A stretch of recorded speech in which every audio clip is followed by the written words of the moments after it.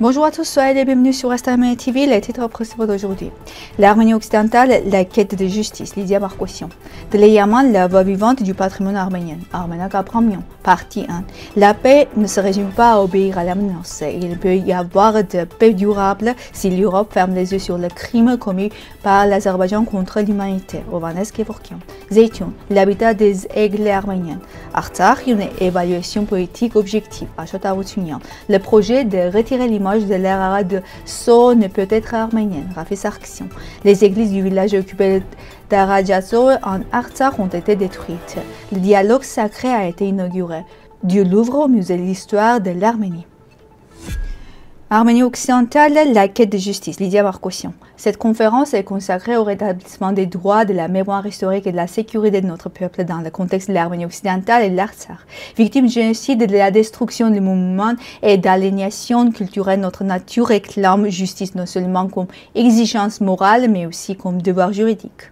Aujourd'hui, les processus de reconnaissance s'appuient sur les documents internationaux qui confirment les faits du génocide, évaluent les dommages, réservent les témoignages et formulent des revendications légales. Chaque plainte déposée est étape vers la dignité et la responsabilité internationale.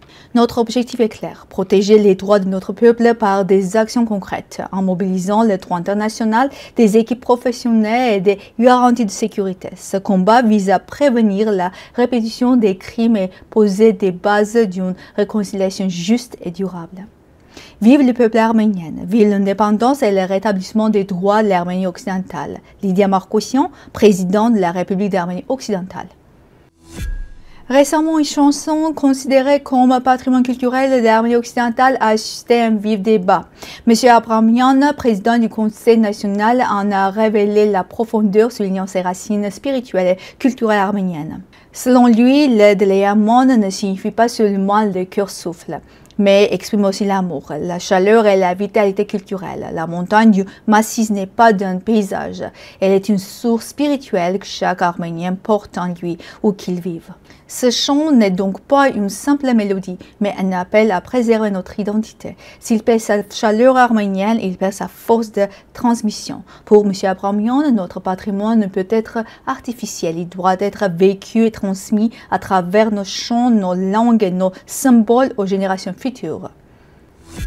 2 ans après le déplacement forcé des 120 000 Arméniens de l'Artsakh, la tragédie demeure impunie. Après un blocus de 10 mois, l'Azerbaïdjan a lancé le 19 septembre 2023 une attaque éclair, contraignant la population entière à l'exil et mettant fin à plus de 2 milliards de présence arménienne. Malgré les décisions de justice internationale, aucun mécanisme concret n'a été mis en place pour assurer le retour des déplacés ni protéger le patrimoine culturel arménien.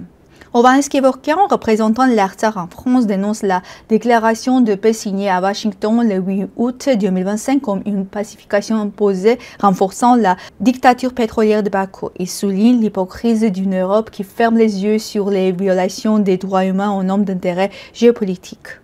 La paix véritable, affirme-t-il, ne peut naître de la justice ni de la soumission, mais du respect des droits fondamentaux et du droit au retour des habitants de l'Artsakh. Osons imaginer, conclut-il, la victoire du droit sur la force et la justice sur la peur. Zeytun est situé à 3 km au nord-ouest de la ville de Marash, au pied de Mopret. Après la chute de Dani, une partie de la population arménienne a migré et s'est installée à Zeytun. Selon les historiens arméniens, Zeytun est connu comme le lieu de résidence des aigles arméniens, symbole de résidence héroïque et l'esprit de liberté. De récentes déclarations laissent entendre que l'Artsakh pourrait recouvrir son indépendance. En réalité, cette idée est dépourvue de fondements politiques et juridiques. L'indépendance de l'Artsakh n'a jamais été reconnue. Même l'Arménie et son dernier président, par un terme à signer en 2023 un acte de dissolution. Parler aujourd'hui d'indépendance révèle donc de l'illusion. L'expérience internationale le prouve. Chypre Nord, l'Abkhazie-Ossétie du Sud et encore Taïwan démontrent que sans reconnaissance internationale, une entité reste vulnérable. Mais le Kosovo, bien que soutenu, ne bénéficie pas d'une reconnaissance universelle. Le problème de l'Artsakh n'a jamais été l'indépendance, mais la libération de l'occupation azerbaïdjanaise et sa réunification avec l'Arménie. Cette orientation a été consacrée juridiquement le 1er décembre 1989 par la décision conjointe du Conseil suprême de la RSSA d'Arménie et du Conseil national de l'Artsakh.